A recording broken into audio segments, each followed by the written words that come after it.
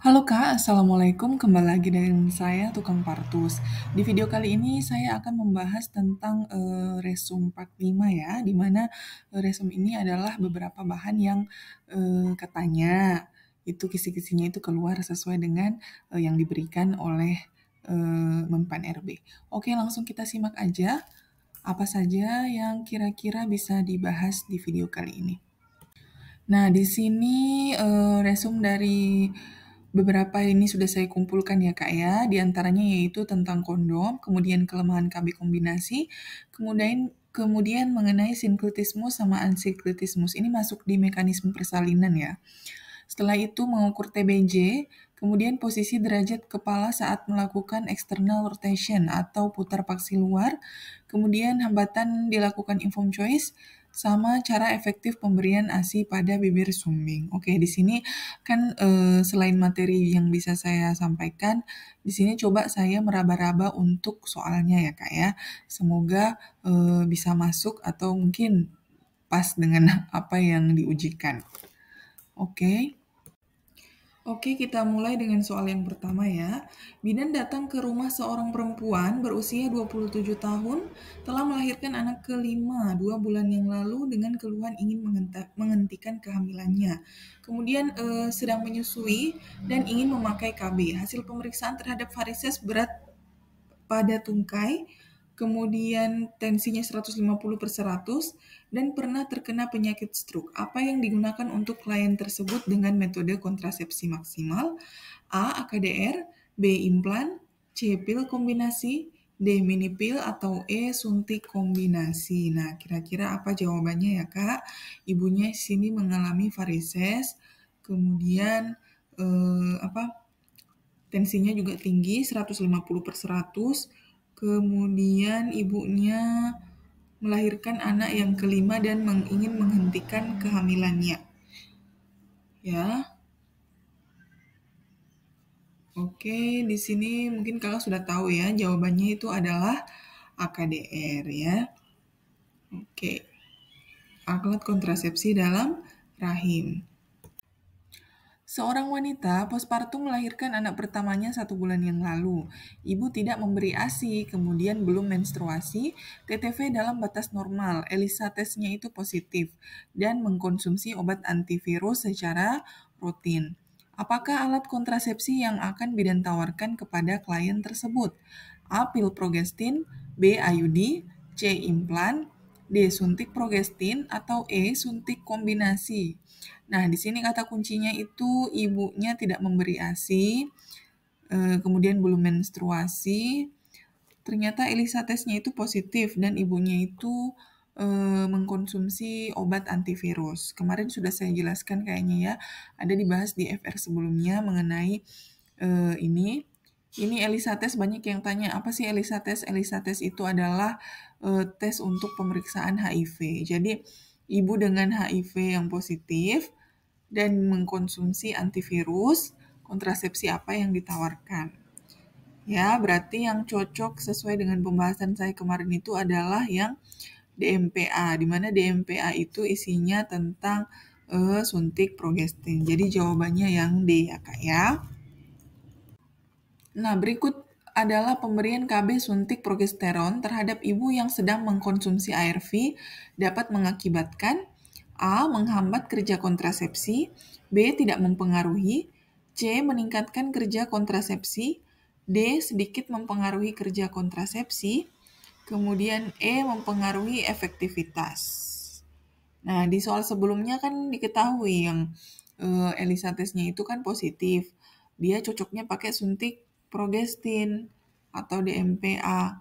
Kira-kira dampaknya suntik progestin ini untuk ARV itu apa? Ya, betul ya. Yang betul itu adalah tidak mempengaruhi kerja dari kontrasepsi tersebut.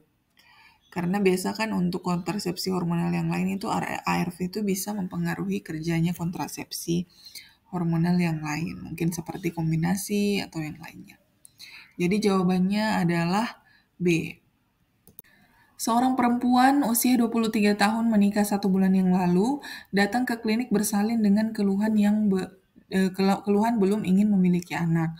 Suaminya bekerja di luar kota dan akan menggunakan KB kondom. Dari hasil anamnesa, suami mempunyai riwayat ejakulasi dini. Apakah efek samping utama pada penggunaan KB tersebut?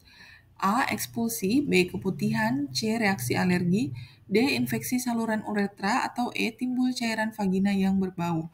Jadi di sini kan yang ingin menggunakan KB kondom itu adalah suaminya ya Kak ya. Terus ada punya riwayat ejakulasi dini, kira-kira apa efek sampingnya? Ya betul, jika kondom itu mungkin saja ya ada orang-orang yang alergi terhadap lateks. Jadi bisa menimbulkan reaksi alergi. Jadi jawabannya adalah C. Berikutnya, seorang ibu usia 25 tahun memiliki anak satu dengan usia 6 bulan. Datang ke klinik menyatakan belum ingin mempunyai anak lagi dan ingin menggunakan kontrasepsi implan. Hasil pemeriksaan dalam batas normal, saat ini sedang haid hari kedua. Apakah isi kandungan dari alat kontrasepsi pada kasus di atas? A. 36 levonorgestrel, B. 75 levonorgestrel, C. 36 levonorgestrel dan 3 ketodesogestrel, D. 68 levonorgestrel tambah 3 ketodesogestrel, atau E. 75 levonorgestrel ditambah dengan 36 ketodesogestrel. Nah, ini kita cek aja pembahasannya. Nah, di sini merupakan ada dua jenis implan, yaitu implan 2 batang dan implan 1 batang. Di mana implan 2 batang itu terdiri dari 2 batang implan yang mengandung hormon levonorgestrel 75 mg per batang. Terus efeknya itu sampai 4 tahun penggunaan. Kemudian yang 1 batang itu terdiri dari 1 batang implan yang mengandung hormon etonogestrol 68 mg. Efektif hingga 3 tahun penggunaan. Jadi jawaban yang sesuai adalah yang 75 levonorgestrel ya Kak ya, di mana itu dimiliki oleh implan 2 batang dalam 1 batangnya. Jawabannya adalah apa tadi? Yang 75 ya Kak ya.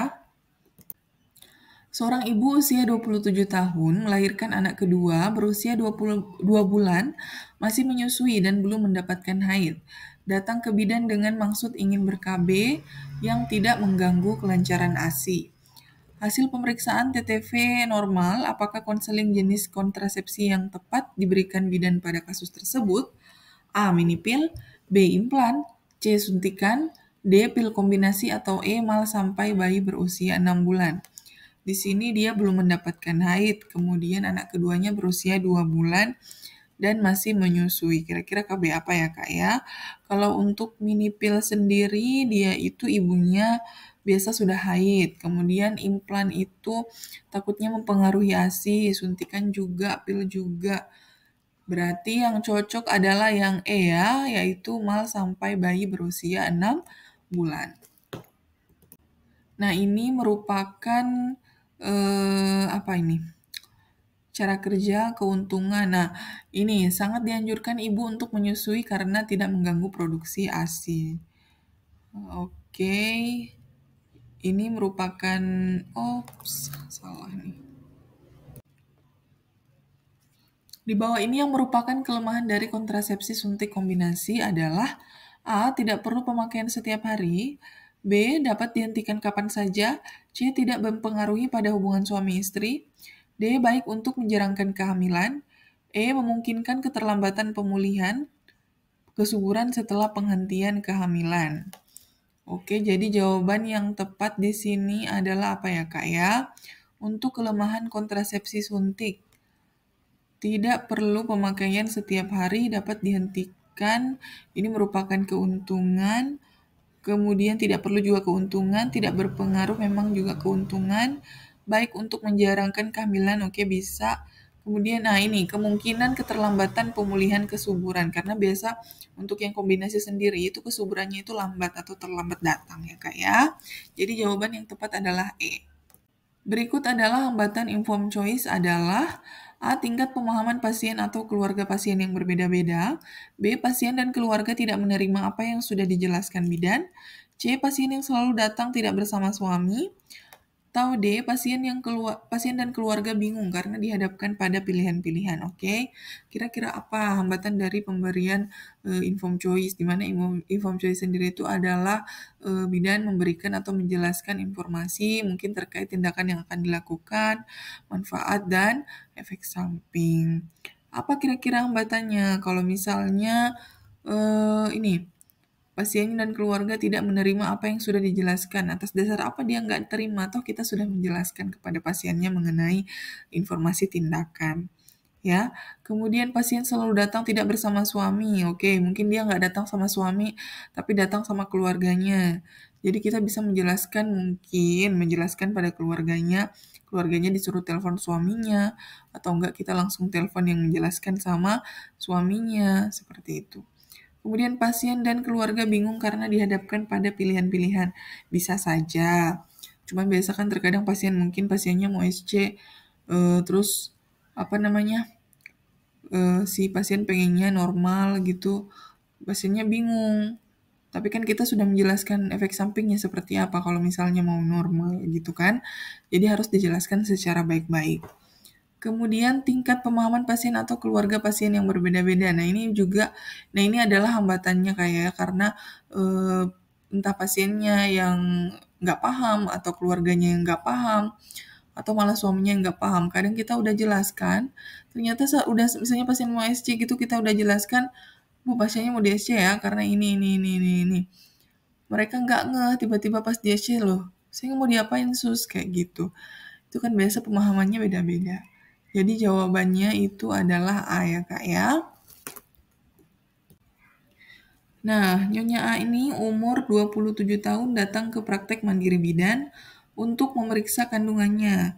Dari pengukuran yang dilakukan, bidan didapatkan tinggi fundus yaitu 32 cm. Palpasi leopodnya, kepalanya itu berada di bawah spina ischiadica. Berapakah taksiran berat janin pada Nyonya Ani? Nah, kalau misalnya di bawah spina ischiadica, kira-kiranya udah masuk atau belum? Kepalanya. Kemudian TFU-nya kira-kira berapa? Pakai rumus apa ya ini berarti Kak? McDonald ya. Oke, nanti kita lihat pembahasannya coba. Kemudian ada Nyonya Rahmi berusia 25 tahun, datang ke poli untuk memeriksa kandungannya. TFU-nya itu 25 cm, kepalanya masih konvergen atau belum masuk. Berapakah tafsiran berat badan pada janin Nyonya Rahmi?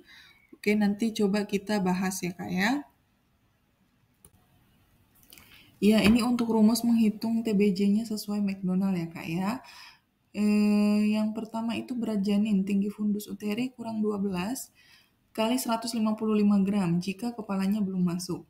Kemudian yang berat janin sama dengan tinggi fundus uteri dikurangi 11, dikurangi 11 kemudian dikali 155 jika kepalanya sudah masuk. Kita lihat tadi sesuai soal ya, ada yang belum masuk, ada yang sudah masuk. Jadi kalau nggak salah itu yang TFU-nya 32 cm itu sudah masuk, dikurangi 11 dikali 155. Hasilnya adalah 21 dikali 155. Jadi perkiraan TBJ-nya itu sekitar 3255. Kemudian yang TFU-nya 25 cm, tadi itu dikurangi 12 karena belum masuk, dikali 155. Hasilnya adalah 2015. Seperti itu ya. Selanjutnya, dalam melakukan pertolongan persalinan, bidan harus mengetahui tahapan persalinan, urutan, dan masuknya kepala janin ke bidang PAP secara berurutan. Nah, meliputi apa saja? A. Sinklitismus, asinklitismus posterior, kemudian asinklitismus anterior. B. Sinklitismus, asinklitismus anterior, asinklitismus posterior. C. Asinklitismus anterior, sinklitismus, sama asinklitismus posterior. D. Asinklitismus posterior, sinklitismus, ansiklitismus anterior. Oke, kemarin kayaknya udah saya bahas ya Kak ya. Untuk mekanisme persalinan. Kira-kira apa yang tepat nih? Baik, nanti coba kita lihat urutannya ya. Kemudian berikutnya, ibu sudah dalam masa persalinan. Kemudian saat dipimpin meneran oleh bidan, tahapan persalinan yang benar itu sesuai teori itu apa? A. Asinkritismus, putar paksi dalam, fleksi, ekstensi, putar paksi luar. B. Asinkritismus, fleksi, putar paksi dalam, eksternal, putar paksi luar. C. Sinkritismus, putar paksi dalam, fleksi, ekstensi, putar paksi luar. D. Sinkritismus, fleksi, putar paksi dalam, ekstensi, putar paksi luar. Kira-kira apa jawabannya, Kak, ya? Nah, ini untuk bahasan pertanyaan yang tadi ya, Kak, ya. Urutan dari penurunan dimulai dari sinkritismus, yaitu ketika sutura sagittalis sejajar dengan sumbu jalan lahir. Kemudian asinkritismus anterior, kepala janin mendekat ke arah promontorium, sehingga os parietalis itu lebih rendah. Kemudian ada asinkritismus posterior, di mana kepala janin itu mendekat ke arah simfisis dan tertahan oleh simfisis pubis. Jadi jawabannya adalah sinkritismus, asinkritismus anterior, dan asinkritismus posterior. Kemudian yang selanjutnya tadi urutan dari tahapan persalinan ibu disuruh mengedan itu dimulai dari tahap penurunan kepala, kemudian maksudnya kepala itu memasuki rongga panggul, kemudian turun dan mengalami penurunan tadi yang sinkritismus, asinkritismus anterior, posterior. Setelah itu melakukan fleksi. Jadi segera setelah bagian terbawah janin yang turun tertahan oleh serviks, dinding panggul atau dasar panggul dalam keadaan normal, fleksi terjadi dan dagu didekatkan ke arah dada janin. Kemudian yaitu putar paksi dalam. Setelah itu melakukan rotasi ya Kak ya. Kemudian dilakukan ekstensi di mana saat kepala janin itu mencapai perineum itu akan defleksi ke arah anterior oleh perineum. Kemudian dilakukan putar paksi luar atau external rotation. Putar paksi luar terjadi ketika kepala lahir dengan oksiput anterior, bahu harus memutar secara internal sehingga sejajar dengan diameter anteroposterior. Setelah itu, nah ini, rotasi eksternal kepala menyertai rotasi internal bahu bayi. Kemudian ekspulsi yaitu pengeluaran di mana setelah bahu keluar, kepala dan bahu diangkat ke atas, tulang pubis, ibu, dan badan bayi dikeluarkan dengan gerakan fleksi lateral ke arah simfisis pubis. Ya, jadi urutannya itu mulai dari rongga masuk kepala, terus kemudian descens penurunan, yaitu terus sinkritismus, asinkritismus anterior, asinkritismus posterior, kemudian fleksi, putaran paksi dalam, ekstensi, putaran paksi luar, serta yang terakhir adalah ekspulsi. Berikutnya tentang berapa derajat kepala bayi saat melakukan external rotation. Ada A 30, B 60, C 45, D 90, atau E 120. Oke, kita cek pembahasannya ya yang saya dapat di buku. Nah, di sini saya hanya menemukan derajat dari rotasi internal atau putar paksi dalam, di mana kepala janin itu dapat memutar ke lebih dari 90 derajat sehingga bisa merubah posisi oksiput posterior ke oksiput anterior. Begitupun dengan sebaliknya. Jadi kita lihat kalau putar paksi luar itu gimana posisi kepalanya ya Kak ya, apakah dia anterior atau posterior seperti itu. Kemudian kita lihat kan pada saat kepala bayi melakukan rotasi itu jadi posisinya lebih ke kanan ya. Jadi pada saat keluar itu kita melakukan biparietal. Jadi bisa kita bayangkan bisa saja itu derajatnya itu antara 45 atau 90 derajat ya. Untuk pembahasannya yang saya dapat hanya di putaran paksi dalam. Seperti itu ya Kak ya. Nah, seorang bayi usia 15 hari dibawa ibunya ke puskesmas dengan keluhan tidak mau menyusui sejak kemarin. Hasil anamnesa riwayat kelahiran normal, BB lahir 3200, panjang 48 cm, menyusui ASI eksklusif, hasil pemeriksaan kaunya baik, frekuensi jantung 100 kali per menit, kemudian suhu 37,2 derajat, pernafasan 40, BB 3,4, panjang badan 48, tampak kuning di seluruh tubuh sampai telapak kanan dan kaki. Apakah yang paling tepat pada kasus tersebut? A. Iterus berat, B. Hiperbilirubin, C. Iterus patologis, D. Iterus, atau E. Kern icterus. Nah, ini untuk iterus ya Kak. Materi iterus itu kita lihat dulu pembahasannya. Nah, ini dia derajat 1 itu daerah kepala dan leher. 2 itu sampai badan atas. 3 sampai badan bawah hingga tungkai. 4 sampai daerah lengan kaki bawah lutut. 5 sampai daerah telapak tangan dan kaki. Kalau tadi itu kan sampai daerah telapak tangan dan kaki. Jadi derajat iterusnya itu adalah 5 ya Kak ya. Nah, bagaimana penanganan pada bayi iterus patologis? Tadi kan posisinya bayinya itu dibawa ke puskesmas ya, Kak ya. Kira-kira apa penanganan pada saat dilakukan di puskesmas? A. Menjaga kondisi bayi agar tetap hangat selama perjalanan lalu kemudian dirujuk. B. Memenuhi kebutuhan nutrisi bayi. C. Melakukan kunjungan ulang. D. Melakukan asuhan dasar neonatus. Atau E. Melakukan konseling. Nah, kira-kira apa yang paling tepat? Di sini memenuhi kebutuhan nutrisi bayi pasti. Melakukan kunjungan ulang apa? D. Melakukan asuhan dasar neonatus, bayinya udah lahir. Melakukan konseling, masa cuma dilakukan konseling? Nah ini ya, jawabannya yaitu A, yang menjaga kondisi bayi agar tetap hangat selama perjalanan kemudian dirujuk ke rumah sakit karena iterusnya itu udah derajat 5. Oke. Kemudian ada soal tentang teknik pemberian susu pada bayi kelainan kongenital labiopalatoschisis. A. Beri ASI seperti biasa. B. Tidak perlu memberikan ASI tetapi memakai ASI perah dan rujuk bayi segera. C. Beri bayi ASI perah dengan menggunakan sendok seperti biasa. D. Memberi bayi ASI perah dengan menggunakan alat suap dengan memasukkan susu melalui belakang lidah ke faring. Nah, kira-kira di sini apa yang menjadi teknik pemberian susunya? Karena kan untuk kelainan kongenital ini mencegah terjadinya bayi itu aspirasi ya Kak ya. Jadi kalau misalnya dikasih seperti biasa itu nggak mungkin. Kemudian tidak perlu memberikan ASI terus ASInya apa bayinya nanti minum apa? Kemudian memberi bayi ASI dengan menggunakan sendok. Nah, ini takut aspirasi juga. Kemudian beri bayi ASI pernah dengan menggunakan alat suap dan menggunakan khusus melalui belakang lidah ke faring. Nah, ini ya Kak yang D.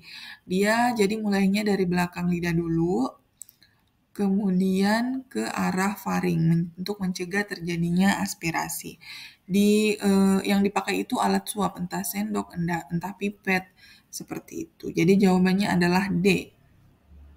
Oke Kak, saya kira cukup sekian untuk pembahasan resum kali ini ya, yang udah part berapa nih? Part 5, ya part 5. Semoga materinya bisa bermanfaat dan bisa dipahami ya Kak. Oke, Assalamualaikum warahmatullahi wabarakatuh. Nanti kita ketemu lagi di part 6.